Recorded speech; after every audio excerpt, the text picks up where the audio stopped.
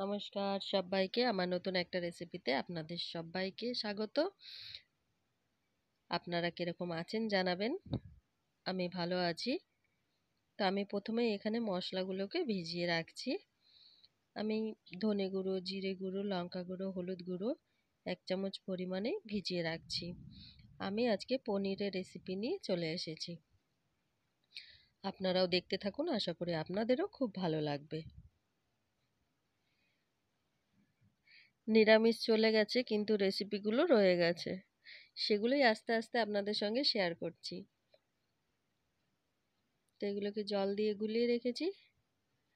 রেখে দিয়ে এবারে আমি পনিরটাকে কেটে ধুয়ে ভালো করে টুকরো করে নিয়েছি।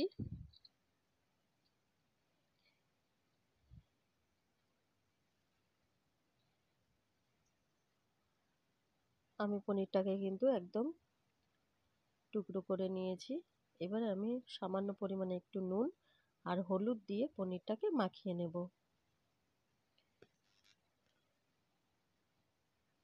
ওদিকে আমি কড়াই গরম হতে বসিয়ে দিয়েছি। নুন হলুদটা মাখিয়ে এবার আমি পনিরগুলো ভেজে নেব।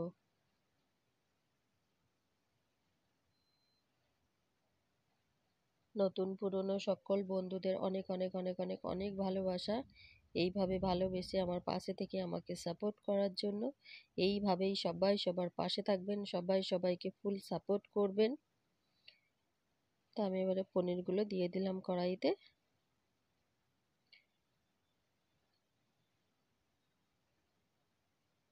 কারণ আমরা কিন্তু একে অপরের সাহায্য ভালোবাসা ছাড়া কেউ কিন্তু এগিয়ে যেতে পারবো না।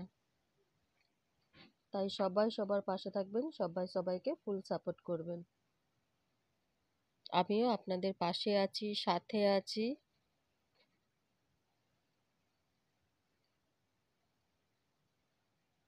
পনিরগুলোকে এবারে আস্তে আস্তে উল্টে দেব।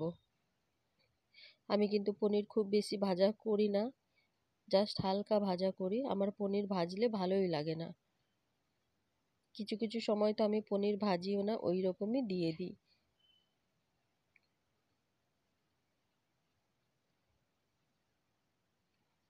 অসাধারণ সুন্দর একটা রেসিপি, আপনারা অবশ্যই বাড়িতে একবার ট্রাই করবেন। নিরামিষের দিনগুলো আমাদের এরকম ধরনের রেসিপিতেই কেটে গেছে। কারণ কি, ছেলে মেয়ে তো সেরকমভাবে শাক সবজি খায় না, ওরা অনেক সবজি আছে ওরা খায় না। তো এইভাবেই এই যে পনির রান্না করেছি সেটাও কিন্তু আমার ছেলে খায় না। তো এইভাবেই ওদের জন্য চেষ্টা করেছি নানা রকমভাবে যদি কিছু করতে পারি। তো আমার পনিরগুলো কিন্তু ভাজা হয়ে গেছে। এবারে আমি সামান্য পরিমাণে একটু গোটা জিরে নিয়েছি, আর একটা শুকনো লঙ্কা টুকরো করে দিয়েছি, আর নিয়েছি একটা টমেটো কুচি করে রেখেছিলাম, সেই টমেটোটা দিয়ে দিলাম। এবারে যে মশলাটা ভিজিয়ে রেখেছিলাম সেই মশলাটা দিয়ে দেব।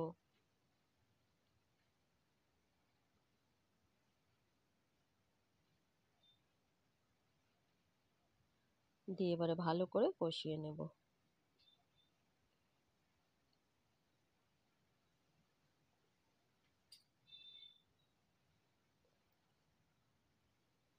দিয়ে দিলাম পরিমাণ মতো লবণ। আপনারাও কিন্তু লবণের পরিমাণটা বুঝে দেবেন।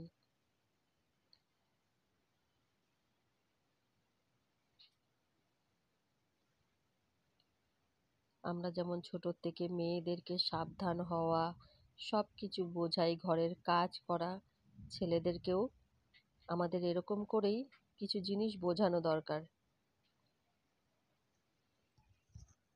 আজকে ছেলেদেরকে যদি আমরা সঠিকভাবে মানুষ করতে পারি, তাহলে কিন্তু আমাদের জীবনে এই দিনগুলো কোনোদিনই আসবে না।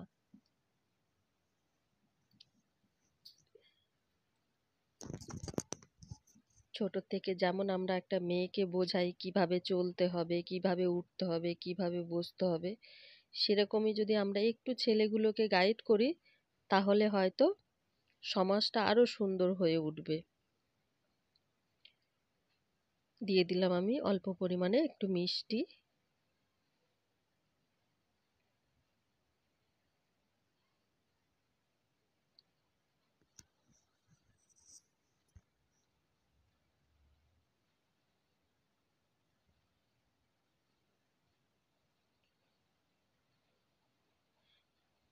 তো ভালো করে কিন্তু আমার কষানো হয়ে গেছে মশলাটা। এবারে দিয়ে দিলাম জল। জলটা কিন্তু খুব অল্প পরিমাণেই দিয়েছি আমি, কারণ এটা ঝোল থাকবে না, একদম মাখা মাখা হবে। ঝোলটা ফুটে উঠলে আমি পনিরগুলো দিয়ে দেব। খুব সহজ এবং সুন্দর একটা রেসিপি, আপনারা বাড়িতে অবশ্যই ট্রাই করবেন। ভেজে রাখা পনিরগুলো দিয়ে দিলাম।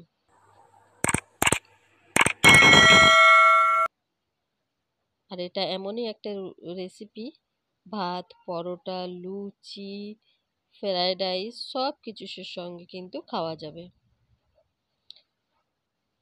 তো আমি 2-3 মিনিটের জন্য ঢাকা দিয়ে দিয়েছিলাম পনিরগুলো দিয়ে। তো এখন কিন্তু একদম রেডি হয়ে গেছে আমার রেসিপিটা। এবারে আমি দিয়ে দিলাম একটু টমেটো সস। টমেটো সস আর গরম মশলা দিয়ে আমি নামিয়ে নেব।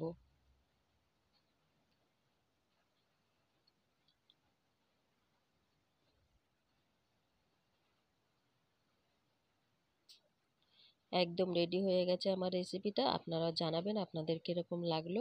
সবাই ভালো থাকবেন, সুস্থ থাকবেন, সাবধানে থাকবেন। দেখা হবে আবার নতুন একটা ভিডিওর সাথে। সবাই সবার পাশে থাকবেন যে কোনো মুহূর্তে, যে কোনো সময়।